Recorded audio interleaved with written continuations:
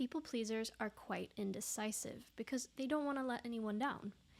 If that sounds like it's you, I have some great advice for you today that's really helped out myself, who is also a former people pleaser.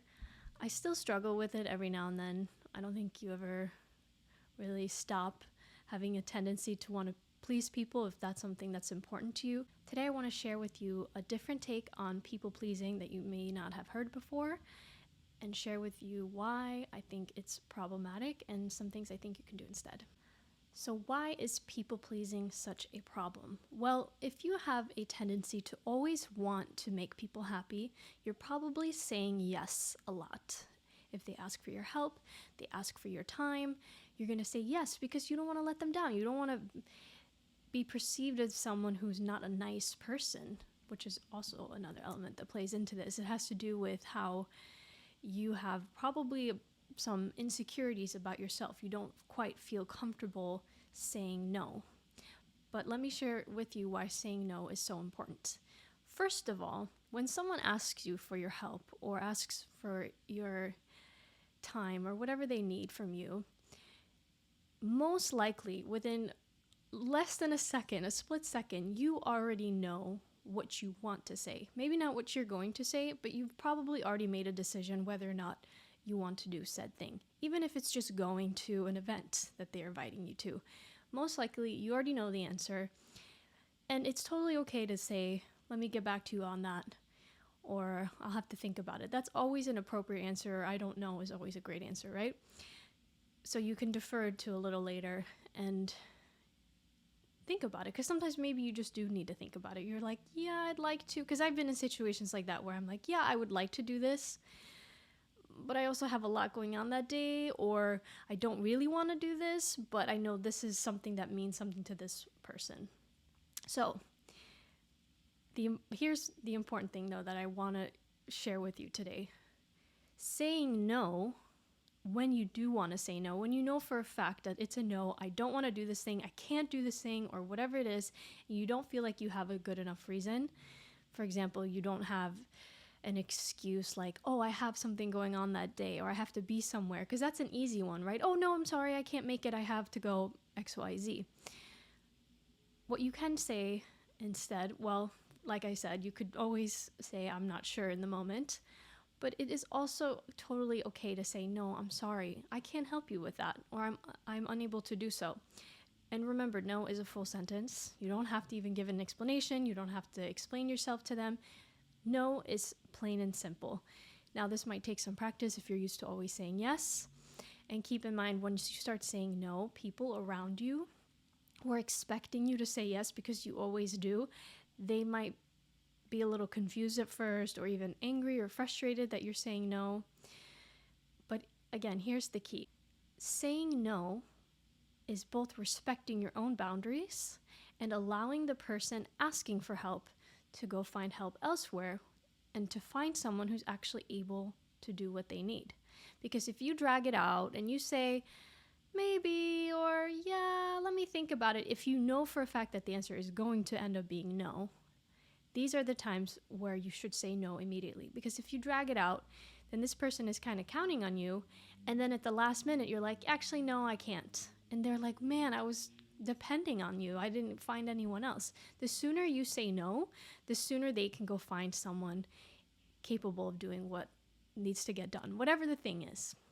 But if you are dragging it out and it's something really important to them, you're actually just inconveniencing them and making it a lot harder for both yourself and them. And if they respect you and they understand that you have your own thing going on, trust me, they're going to appreciate that and be like, no problem, I'll go find someone else. Now, where it becomes a little tricky is if it's someone who doesn't respect your boundaries.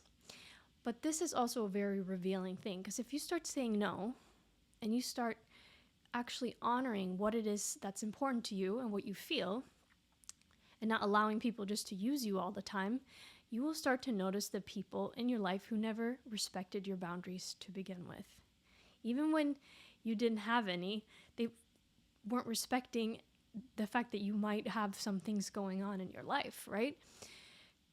So now that you're setting boundaries and saying no, they might get very frustrated and angry at you, which is quite revealing. And in a way, it's a good thing, right? Because now you know, okay, this person, it might not be who I thought they were. Maybe they're just using me, and now it's finally coming to light now because I'm speaking up for myself. So remember, if you say no and they don't respect your boundaries, or they try to argue with you or make you feel bad, that is not your problem. That is theirs. You don't owe them anything. Now, this becomes problematic if you're always saying no and your friends are counting on you and you're never showing up for them. That's a different situation, though. This is more it is specifically for people who struggle with saying no at all. They're always saying yes to things. This message isn't for people who are like, you know what, I don't care about anybody in my life. I'm not going to help anybody out. Because that's not cool either, right? You have to find a balance that works for you. And remember, if you made plans to take a bath and hang out and do nothing, that is a perfectly acceptable thing to have planned for that day when they're asking you to do something. And if they keep pressing, why can't you come, or why can't you do this, or why, none of their business. You don't have to explain yourself. You don't owe them that. Like I said, I think another element of this is people pleasers are worried about how they're being perceived. A lot of people pleasers have lower self-esteem. You're insecure, you're worried about what if everyone thinks I'm mean, or if I say no, maybe they think this about me. But remember this, the only things that you have that are in your control is how you think, how you respond, and how you react to your emotions. Or even more simply put, the only two things that are in your control is how you prepare and how you respond. That's it. You can't control anything else. You can't control someone else's reactions. You can't control what they're going to do, but you can focus your attention on how you prepare for things and how you respond or how you react to them. That's it.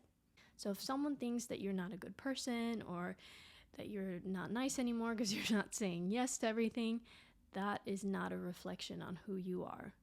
Respecting your own boundaries, setting your foot down, and saying no does not make you mean or unreliable or not a good person. I want to share with you a little piece of advice that has helped me greatly, and anyone I've given this tool to has really appreciated it and come back to me later and said, wow, this has really made a difference in how I see people and how I approach interactions. Start figuring out who your 1 minute, 1 hour, 1 day, 1 weekend, 1 week, 1 month, 1 lifetime person is. And this is something, obviously, to completely keep for yourself. This is not something you're going to say to the other person. You're my 1 minute person.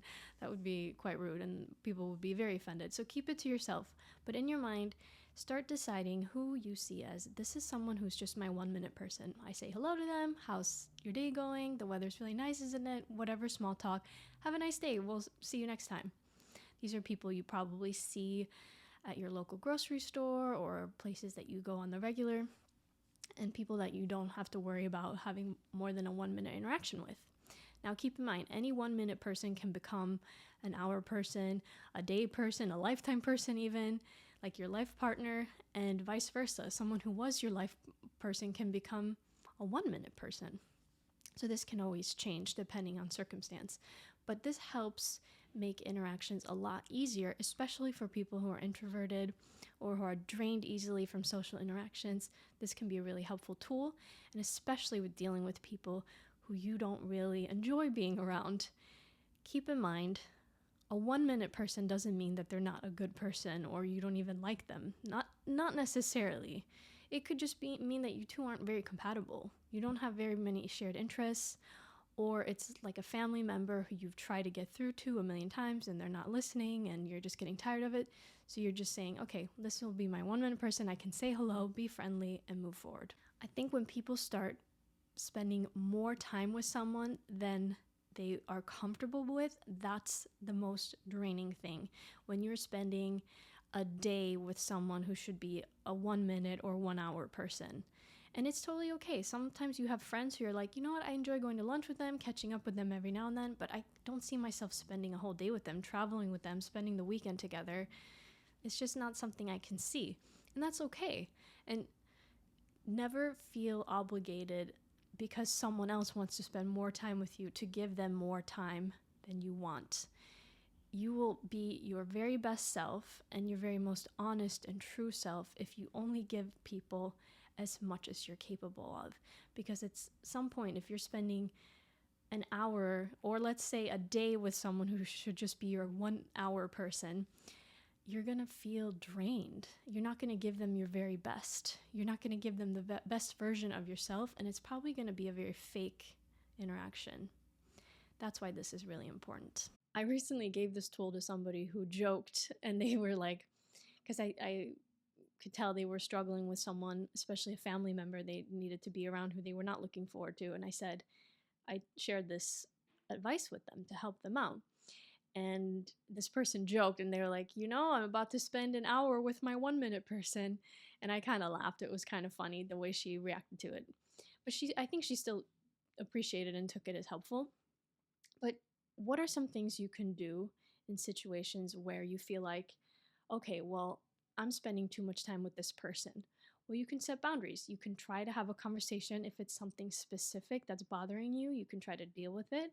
If it's just like a lack of interest, maybe you're just two very different people, you can just try to set up the meeting differently. Instead of going to lunch, sitting down with them for a long meal or dinner, you could just say, hey, let's go on a walk together. Let's just grab a coffee on the go on my way to work.